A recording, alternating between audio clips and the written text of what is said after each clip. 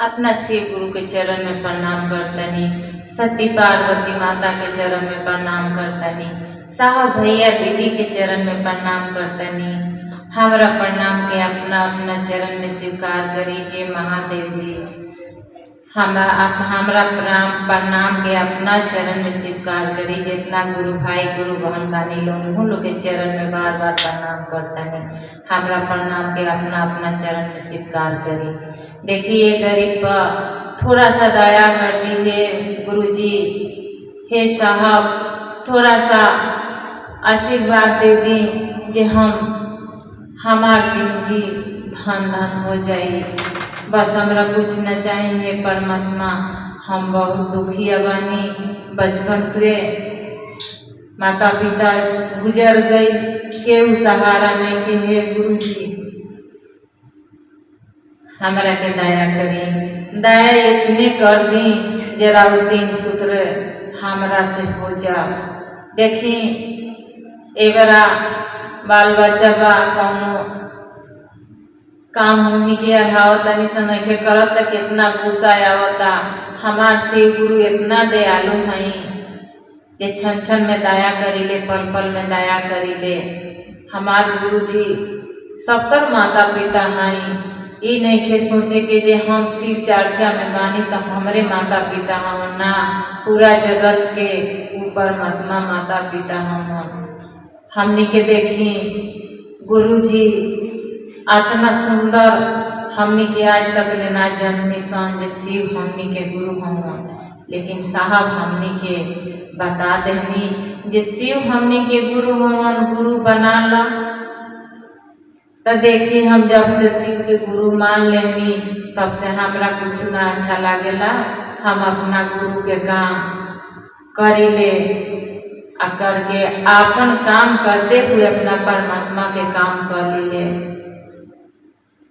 देखी कितना सुंदर बा जे देश विदेश में, गाँव गाई में, घर घर में, मन मन में, सबका में साहेब प्रयास कर दिले बड़ा जे 3 सूत्र के पालन करे के बाद 3 सूत्र के मंधना लेके चले के बाद हमनी के जे जिंदगी के हमनी के आबाद हो जाओ। हमनी के ये कहे के बाद हे शिव गुरु हमरा के अपना ला, अपना नजदीकी कर। चलिए यही पर भजन देतानी जे में कुछ नहीं खे लागे के, बस हमनी के अपना के शरीर से मेहनत करे के बाद और शायद वो गुरु शिव गुरु के हमनी के गुरु मान लेवे के बाद।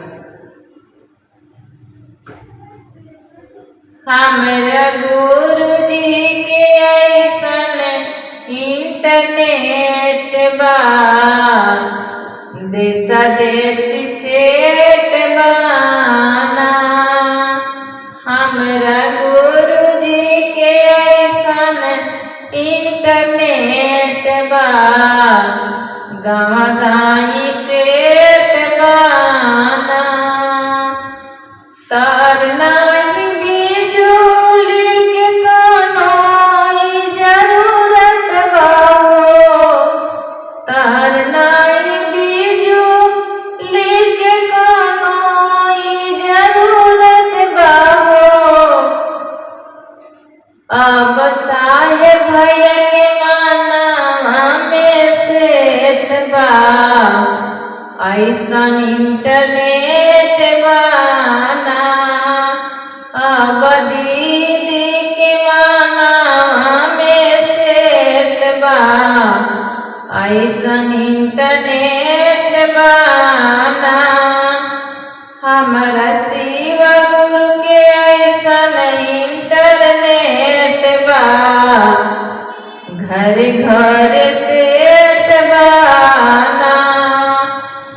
हमारा शिव गुरु के ऐसन इंटरनेट बा, सब काम सेट बाना। तर नहीं बिजुली के कोई जरूरत बा हो,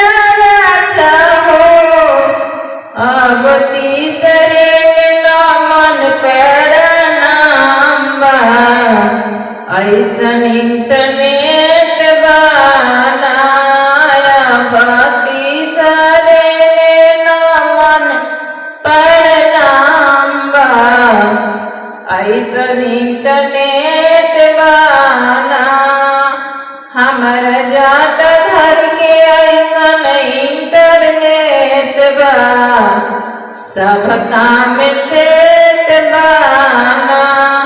हर हर महादेव।